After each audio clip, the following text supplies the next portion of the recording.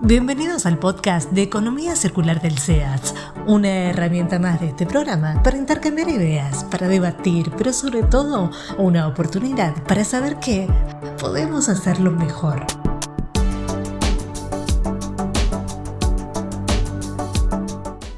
Hola a todos. En este primer episodio, la hoja de ruta nos llevará desde los principios básicos de la economía circular hasta visibilizar las oportunidades en el mundo empresario. Para ello, tendremos un conversatorio de lujo de la mano del coordinador del programa dentro del SEATS, Mariano Spitale, y el expertise de Marcelo Iesi. Marcelo es un especialista en desarrollo sostenible, infraestructura y cambio climático. En sus más de 35 años de experiencia profesional, ha ayudado a gobiernos, a empresas privadas, a organismos internacionales y a ONGs a diseñar e implementar estrategias y proyectos vinculados a la economía circular. Pero sobre todo, es un apasionado en el tema. Escuchémoslos.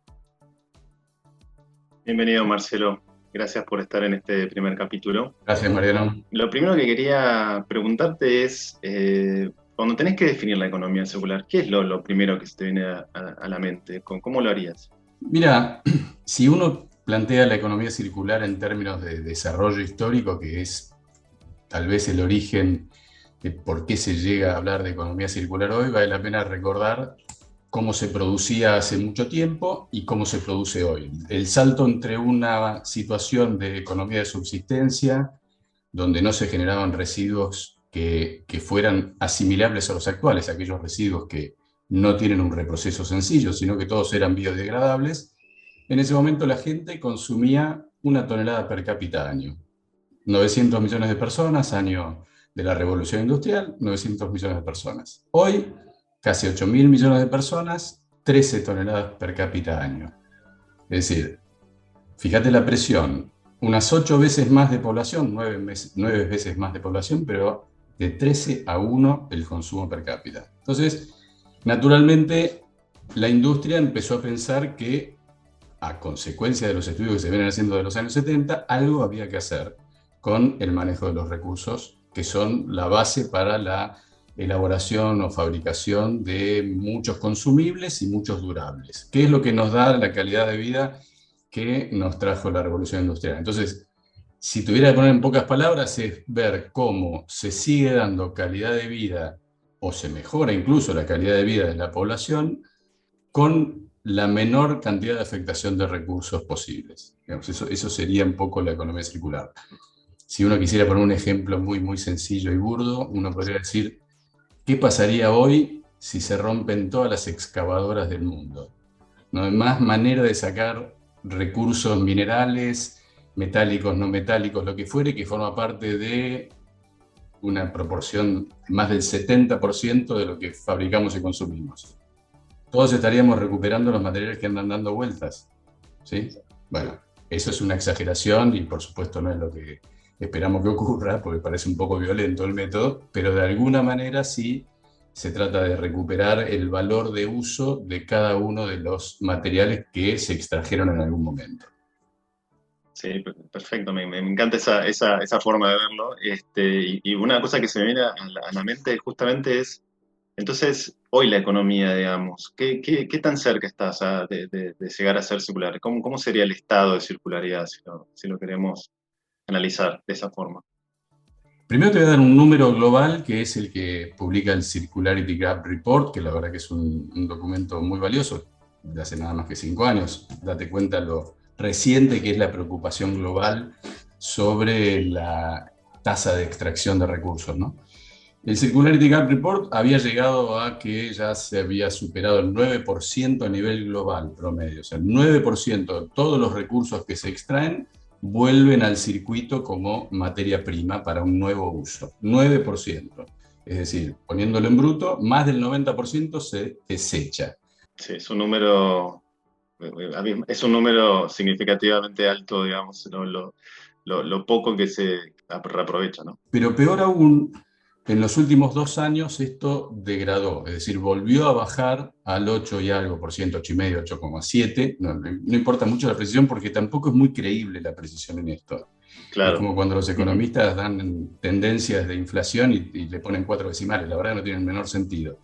Entonces, hablar del 8 o 9% significa que estamos hablando del 91, 92% que no se recircula, que va a parar a un residuo del cual no se extrae más valor. Vuelvo sobre lo que te comentaba recién del origen, allá en la Revolución Industrial, a la cual yo defiendo permanentemente, porque sin la Revolución Industrial ninguno de nosotros tendría la calidad de vida que tiene, por peor que sea hoy, pero ninguno tendría esa calidad de vida. Naturalmente hay efectos colaterales que en su momento no se tuvieron presentes y otros que cuando ya se tuvieron presentes no se los está atendiendo lo suficientemente. Cambio climático, tasas de extracción, etc. Entonces, nuevamente, si miramos cómo se origina la revolución industrial, vemos la confluencia de una brillante forma de analizar el desarrollo económico, que fue la aparición de La riqueza de las naciones de Adam Smith, donde da estructura, digamos, política, institucional a un desarrollo económico. A la vez, un año de diferencia nada más, la generación de las máquinas de vapor. Parece una coincidencia banal, pero no lo fue. Entre la institucionalidad disponible por Adam Smith y la tecnología disponible por la máquina de vapor, se desarrolló la revolución industrial.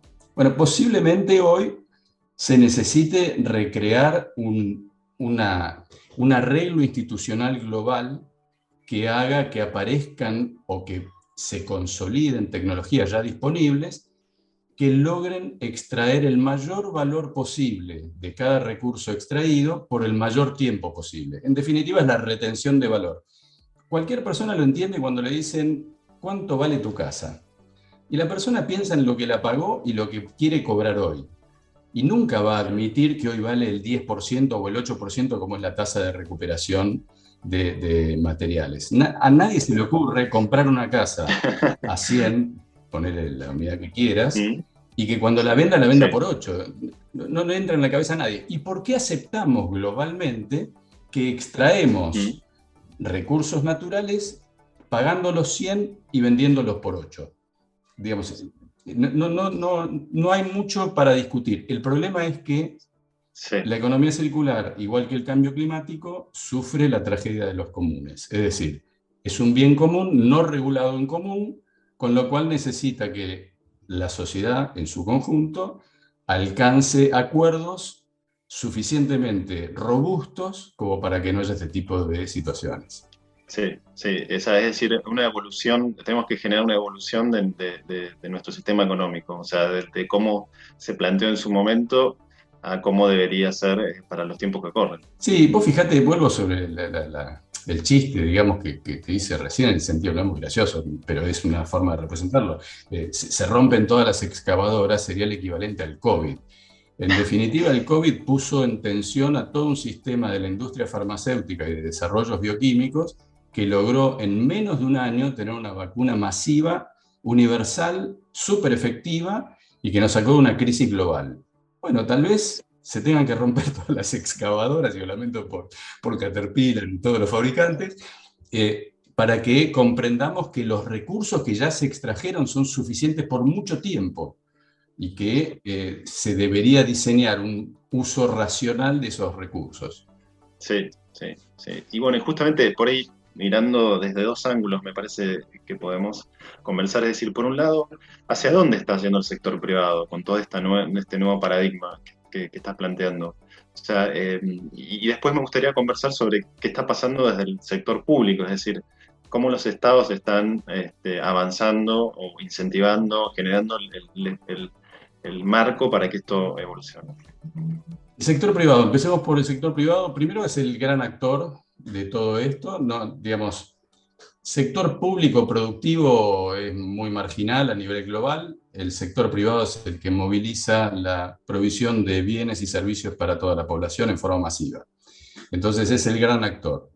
Ahora, la verdad es que cuando uno se pone a pensar en cómo es el día estándar del CEO de una compañía, esa persona tiene una lista enorme de problemas y posiblemente el tema de recursos materiales jamás se lo plantee dentro de esa avalancha de temas como que él tiene que ser parte de una solución global, porque él en definitiva está inmerso en una serie de arreglos que contemplan precios, y vos sabés que las señales de precio conducen, digamos, determinadas conductas. Entonces él dice, bueno, pero si yo estoy pagando el mineral al valor que vale, ¿cuál es el problema? Y la verdad que ¿cuál es el problema? También puede decir, mira, yo pago también para que traten mis residuos. ¿Cuál es el problema? Y de nuevo, ¿cuál es el problema? Entonces, como en el marco de una única empresa es muy difícil mirar la economía circular agregada, el papel del sector privado debería, a mi juicio, incentivarse vía la nueva generación de negocios que hay, que estamos dejando de lado, estamos dejando, como dicen los negociadores, plata sobre la mesa, en todos los negocios asociados a extender la vida útil en su mayor valor posible de todos los recursos extraídos. ¿Por qué?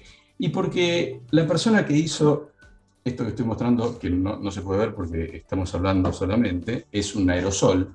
Invirtió un montón de dinero en el diseño de ese aerosol, en el diseño gráfico para el consumidor, en la seguridad de ese aerosol, un montón de cosas.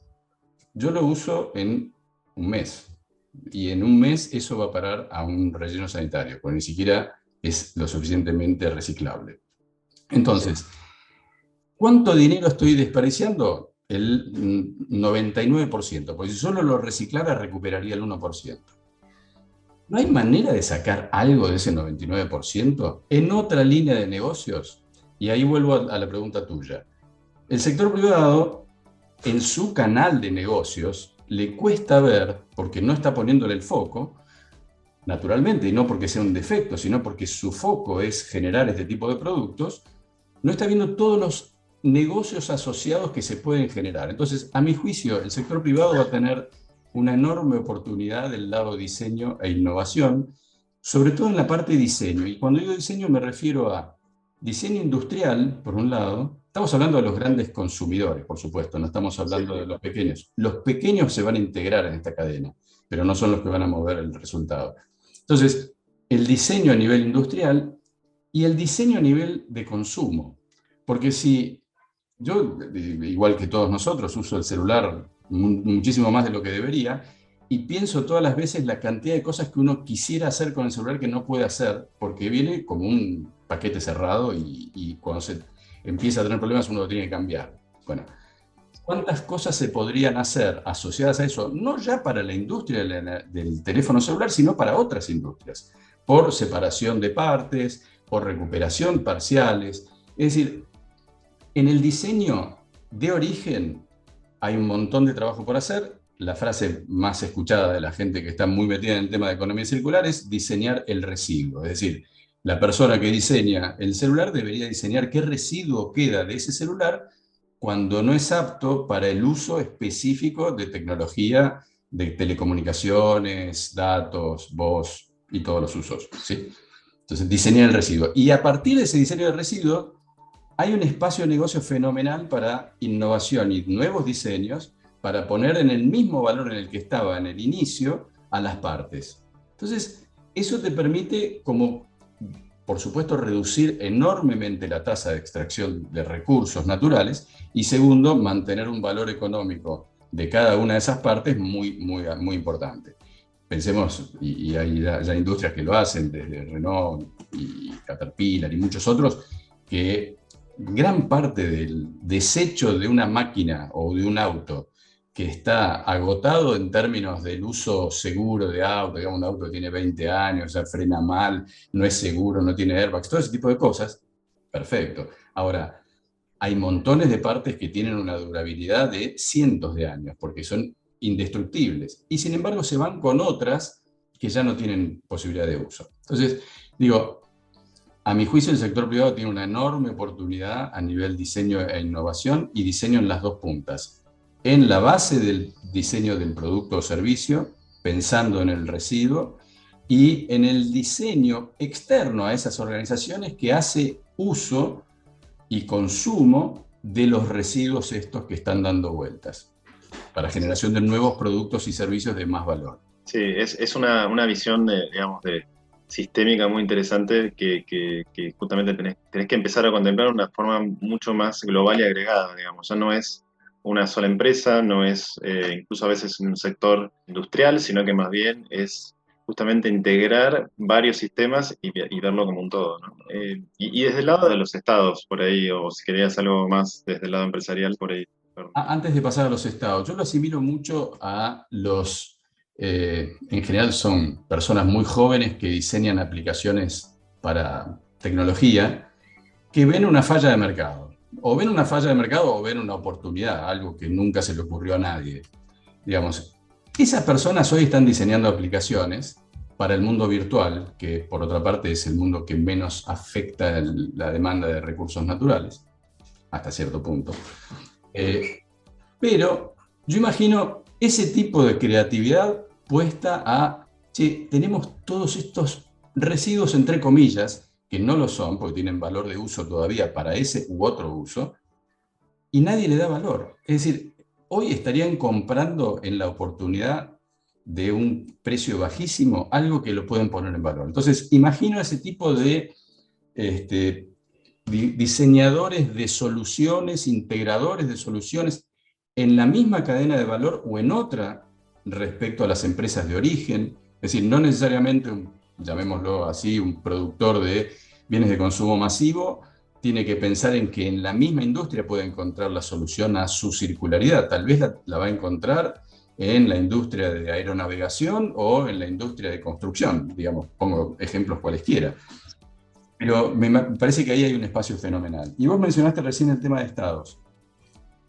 El Estado, en general, bueno, ahí podemos separar un poco estados con un nivel de institucionalidad y desarrollo importante y estados que están un poco más atajando el día a día, o sea, los problemas del día a día. Vayamos primero a los más desarrollados. Pongo, por ejemplo, la Comunidad Europea. La Comunidad Europea tiene su normativa, está trabajando en ese sentido, y ahí es donde uno puede ver que dentro de la comunidad, por ejemplo, Holanda tiene una tasa, así como antes te dije, el 9% de recuperación global, Holanda llega al 25%. Algunos dicen el 30%, pongamos el 25 o 30%, no importa. Otros países menos sofisticados y con más acceso a recursos naturales, tengamos presente la constitución física de Holanda, pero otros países dentro de Europa llegan al 10-12%. La tasa global, 8,5 o 9%. Es decir, están por arriba de la media. ¿Por qué? Porque tienen una regulación que evidentemente colabora y porque tienen una necesidad de recursos no tan fácil de resolver en su propia geografía, ¿no? Entonces, del lado de los países como el nuestro y como muchos de Latinoamérica y de los países en desarrollo, yo creería que hay alguna parte que trabajar en el sentido de dos aspectos. Por un lado, la parte de incentivos y por el otro, en evitar desincentivos. Vamos por la parte de incentivos. Yo pienso que al Estado Nacional siempre le conviene que toda la economía funcione en su más alto nivel de productividad. Es decir, que genere la mayor cantidad de bienes y servicios por unidad de trabajo. Entonces, para el Estado sería muy bueno que se crearan estos puestos que estoy mencionando, donde empiezan a aparecer sin necesidad de nueva inversión de extracción, la oportunidad de generar valor. Entonces, desde el punto de vista del Estado, me imagino yo que podría ser una contribución vía fortalecimiento institucional a pequeñas empresas, desarrollo de capacidades, colaboración. De hecho, hay agencias que contribuyen mucho, el INTA, el INTI y algunas otras, que se me escapan, por supuesto, no pretendo agotar una lista. Y del lado de evitar desincentivos, lo menciono específicamente para un país como el nuestro, que tiene una habilidad llamativa para generar desincentivos, particularmente en relación a lo que es la fiscalización. Hay aspectos que no están regulados o que están regulados de tal modo que son un obstáculo. Por ejemplo, el intercambio de residuos. Si uno quiere exportar un residuo, va a tener un serio problema. Lo mismo si lo quiere importar, porque está considerado como residuo. Ahora, si eso tuviera un tratamiento vía recurso o insumo, sería diferente y también las tasas serían diferentes. Entonces, me parece que hay mucho trabajo por hacer a nivel de cuál es también la responsabilidad extendida del productor, por un lado, bla, bla, bla, Por otro, ¿cuál es la categorización y la nomenclación, si esa palabra existe, que se hace de los recursos cuando son exportados o importados como verdaderos recursos naturales, insumos, ¿no? Y que hoy son tratados como residuos? Entonces, ahí digo, hay todo un mundo, honestamente se me escapa porque es una mezcla legal, técnico, fiscal, que hay que ponerle mucho foco, pero me parece que lo más relevante es que hay mucho espacio para que el Estado ponga incentivos. Sí, sí, de alguna manera esto me hace pensar en la importancia de la innovación. Igual algo mencionaste, la innovación institucional incluso, es decir, desde el sector privado todo lo necesario que va a ser empezar a ver las cosas de una manera distinta, y generar esta inteligencia que empiece a integrar y a ver las cadenas de valor, cómo empiezan a interactuar, y por otro lado, el Estado que también innovando y viendo las cosas de una forma diferente, porque lo que por ahí antes estaba visto como un residuo y legislado como un residuo, en realidad va a haber que pensarlo de una manera totalmente distinta. Y vos sabés que justamente el eje central del programa de Economía Circular del SEAT de este año es esto, ¿no? La necesidad de la innovación como la transformación necesaria para poder cambiar nuestra economía en algún punto. Entonces quería un poco hacerte una pregunta ya como reflexión final. ¿Cuáles crees que son un poco estas palancas que van a generar estos incentivos? Algo mencionaste ya en tu charla, pero y sobre todo para el lado de las empresas, que son un poco Sí, claro. nuestra comunidad de SEATS. ¿Cuáles son esas palancas para ser más circulares, digamos? Mira, yo creo que hay mucho trabajo por hacer a nivel empresa en términos de integraciones en redes. Digamos, no imagino que una única empresa dentro de su baldosa, por decirlo futbolísticamente, digamos, pueda resolver la circularidad con una tasa realmente importante, ¿sí? Ahora, en la integración entre distintas empresas y distintos negocios es donde veo muchísimo potencial. Pero eso solo se puede dar si hay un trabajo de integración vía los diseñadores que mencioné antes. Digo los diseñadores, alguna organización puede llamarlos de otro modo. Yo estoy pensando en el diseño de producto y servicio que después deriva en un diseño industrial. Es decir, un auto primero se imagina como la solución de movilidad, pero después alguien lo baja a tooling, que es con lo que finalmente arman el auto. Bueno, esa parte tiene que tener una visión realmente mucho más amplia para poder integrar estos otros aspectos y estas otras ventajas, que es qué cosas puedo tomar del mercado que no exijan que yo vaya a buscar directamente la materia prima, sino que yo puedo ya tomar una base previa.